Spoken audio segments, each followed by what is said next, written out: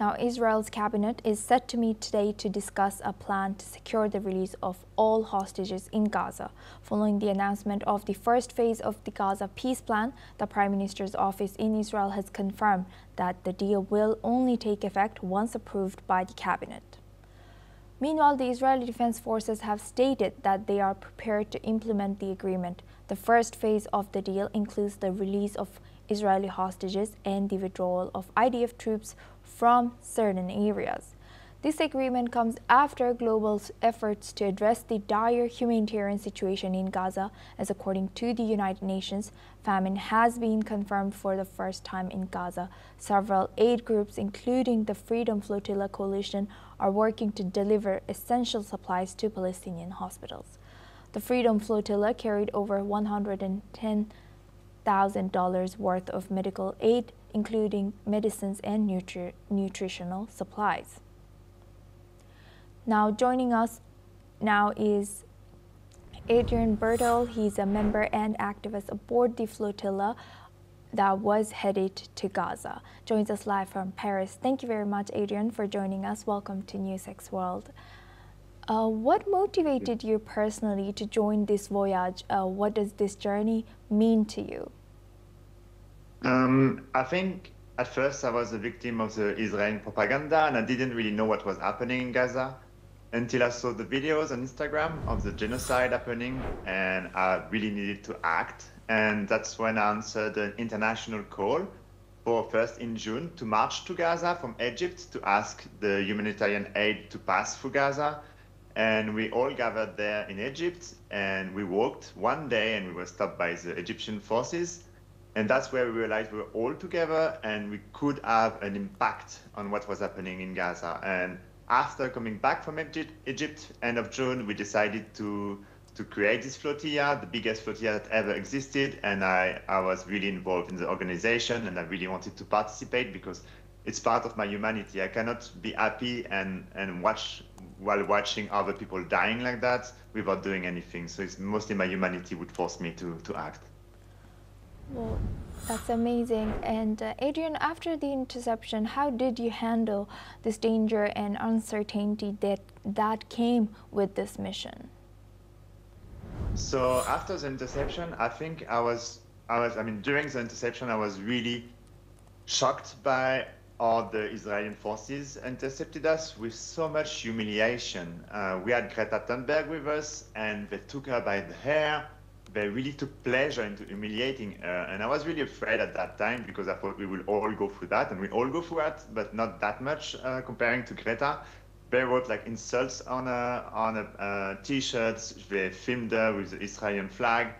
And I was really, really impressed because all of them were really kind of brainwashed. I mean, we arrived 500 citizens of all over the world, from all over the world, from 50 countries, in 50 boats, just with one message: to stop the genocide and to give food to the children of Gaza. And they couldn't even make sense of that. They were so, like, for us, it was such an evidence that we were just terrorists, that we were bringing weapons and drugs, that they just considered us as terrorists. And we were really afraid, and we got like difficult treatment. We were attached. We were put in cold chambers, and then in really difficult detention chambers. But we all were together, 500. We were really supportive to each other. We really helped each other, and the world was with us, especially in Spain, Italy, and Greece. There was a lot of mobilization that put a lot of pressure on their governments, that their turn put pressure on Israel to ask for our release. And Adrian, now what kind of humanitarian aid or supplies were you taking to Gaza, and how did you ensure that, so was that aid taken when you guys were intercepted, or the boat was intercepted? Do you know if the aid reached the people in Gaza or not? Unfortunately not. So we brought aid on all our boats, mostly food and like a bit of medical support as well.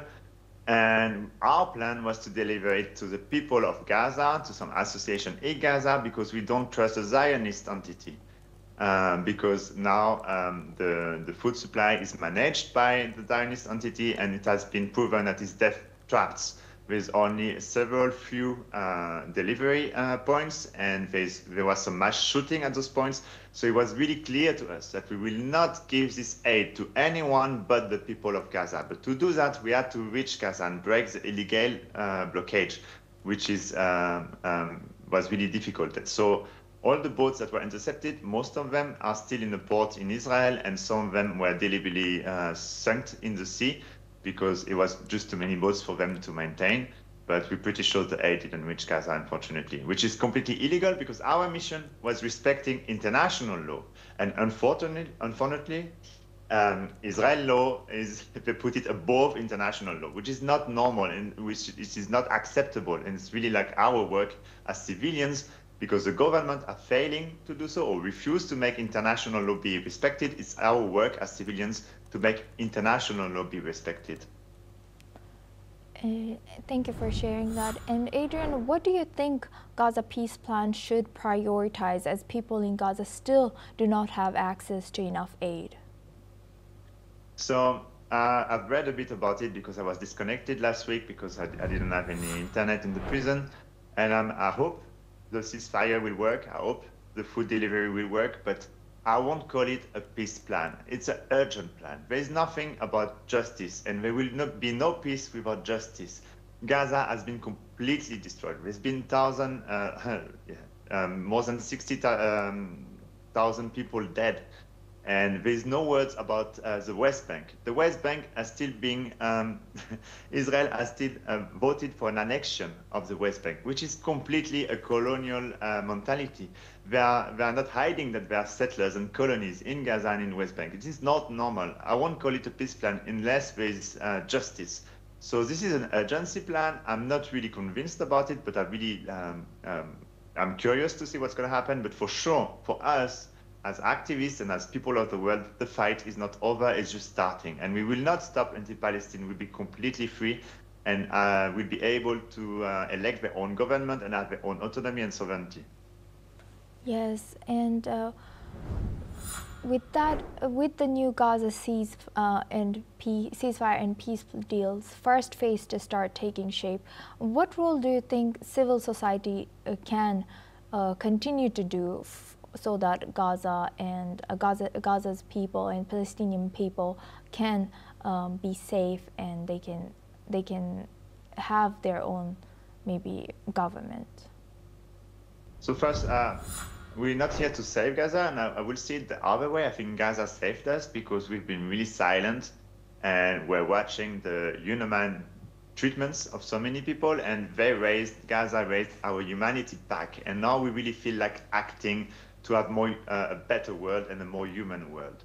And I do believe there's a lot to be done, and the flotilla, the mission, is just one mission among many other actions, and we were a team. We were working as a team with everyone on land and with all the other associations and all other citizens that were working on that for so many years already. For me, the easiest action to be done is a boycott. If we stop financing the genocide by buying some Coca-Cola or Wadwan or brands that are financing the genocide, we will already put pressure on the genocide. So there's like some good movement like the BDS to boycott the brands that are financing the genocide. The second thing for me is to put pressure on our governments, because they should be the one who should make we should make respected the international law. And that's really important. And we've been seeing that in Italy and Greece, as they put so much pressure in Italy, that we had 2 military boats that were accompanying, surveying our flotilla, because we got attacked in the middle of the sea by Israel, and the Italians blocked completely the country with a general strike, so that the government was forced to put military ships to protect us.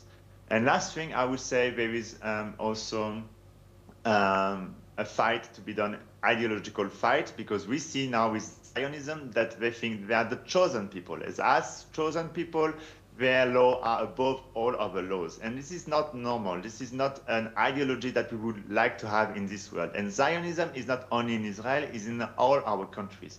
So we have to educate ourselves and talk to others and educate others so that we can make a society together and fight Zionism, because this is really, really important. So there's many other things we could do, but those 3 points for me are crucial. Wow, Adrian, that is very refreshing to hear. Thank you for sharing that. And finally, looking ahead, what do you hope for the future of Gaza and for the broader movement for peace and human dignity in the region?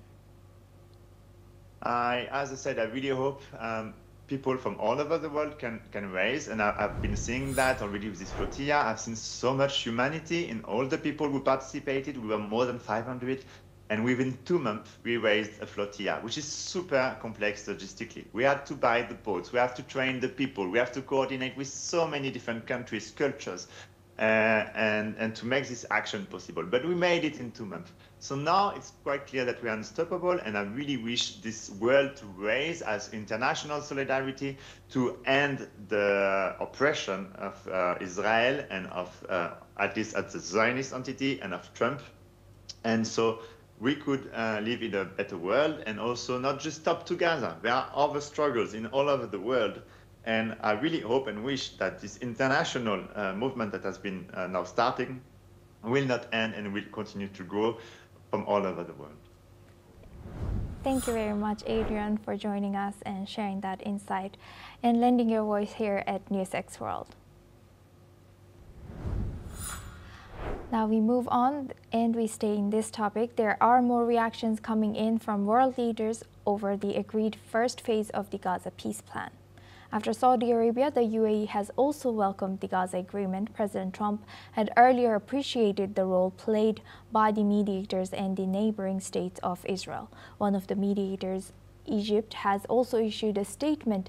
In the statement, Egyptian President Abdel Fattah El-Sisi has stated that the world is witnessing a historic moment, while highlighting that the peace plan is a triumph of the will for peace over the logic of war. He has also expressed optimism over the end of 2 years of suffering in Gaza.